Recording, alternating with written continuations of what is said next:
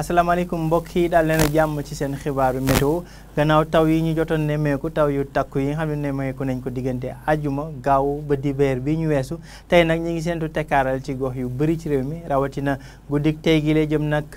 ba ci subawu àllarba waaye nag talaata sax mbokk yi waaye ci diggante diggu bëccëg ëllëg talaata jëm ba àllarba ñu ngi xaarandi ay taw yu takkule doon taw yi dana doon taw yu bëri ci boori Casamance waaye tamit ci diggante Sine Saloum jàpp Bawol ak Kayor waaye tam ca Ndakaaru mbokk yi bu ñu xoolee suñu animation satellite dañuy gis que ne asamaan si dana bëri ay niir yu jógee diggante Guinée Mali waliyaan ci biir dëkk bi rawatina diggante talaata ak àllarba ba tax na sax tey guddi tey gi lee jëm nag ba ëllëg ci suba ñi ngi xaarandi tekkaaral ci gox yu bëri ci réew mi fudul nag boori penku foofee la ñuy séntu ay taw yu ànd ak dënnu diggante Bakel Tambacounda ak boori Kédougou li des ci dëkk bi nag asamaan si dana ami niir bi dana daj képp ci boori bëj gànnaar jàpp sow dëkk bi ak boori bëj Saloum ba tax na sax température yi dana dalee ci 20 degré ak ñeent moo gën a néew diggante Ziguinchor jàpp Tambacounda waaye tamit Kédougou ak Linguère ak Louga 20 degré ak juróom ba juróom benn la ñuy xaarandi ci diggante Ndakaaru li ko wër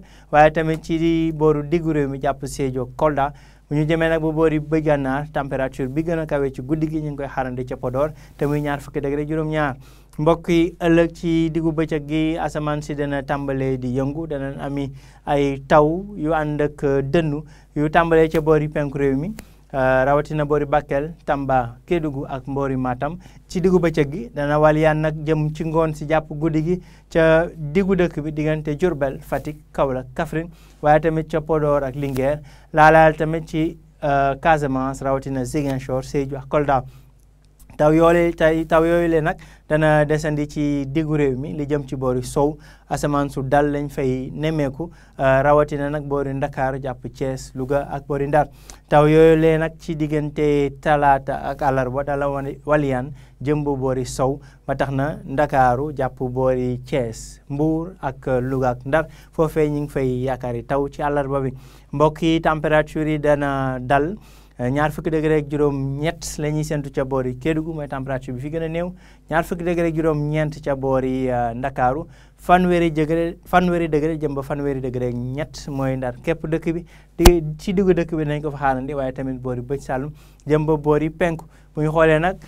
boori Podor foofu la température yi di gën a kawe ñu ngi xaarandi 40 degré ak benn muy température gu kawe ci waxtu wile ca boori Podor mbokk yi ci tënk asamaan si dana wéy di dal tey ci altine bi gannaaw taw yi nga xam ne jot nañ ko am ci weekend bi waaye nag ñi ngi xaarandi yeneen taw mbokk yi rawatina diggante talaata ak àllarba taw yooyee dana bëri nag mbokk yi ñu ngi koy xaarandi ci diggante Casamance waaye Sine Saloum jëm ba boori Kayor ak Bawol ak boori Ndakaaru mbokk yi li ma doon xibaar yi jox leen dig daje ba ëllëg ci yeneen xibaar météo jërë ngeen jëf